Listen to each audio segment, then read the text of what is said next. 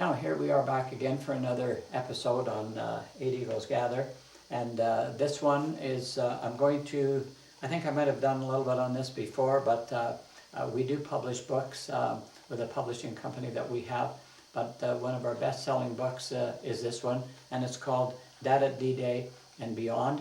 And both my wife's dad and my dad, fought in the Second World War with the Canadian Army.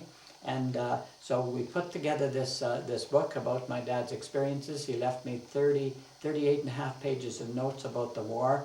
So we put it into book form.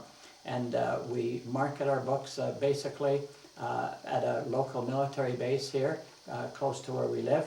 And just so much enjoy talking with the soldiers and the young people that are in the Canadian Armed Forces today.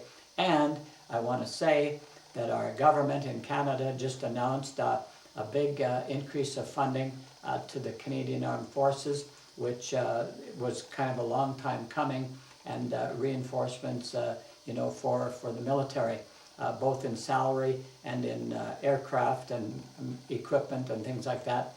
My dad was in a company with the Canadian Army called RCOC, the Royal Canadian Ordnance Corps, where he was one of the guys of many different people that traveled up the coast of Normandy supplying different pieces of equipment. He had to record things in detail. He had to be prepared to fix equipment, do all sorts of things like that. So this book, Dad at D-Day and Beyond, my wife and I are both military supporters, and with the situations that are going on in the world today, almost anything can happen at any point in time, and so we have to be prepared. The soldiers that are there are prepared for rigorous training and doing all sorts of things. We get to talk to them. There's older soldiers that have been there for years. There's young people that are enrolling. It's so good to see. And the military, by the way, too, can do things that other forces cannot do.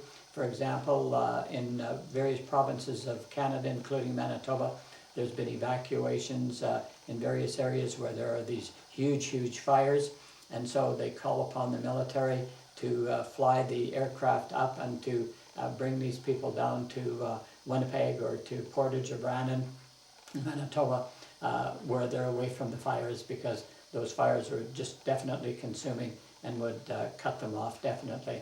So that's kind of all I want to say about the book, Dad at D-Day and Beyond, kind of in support of our military.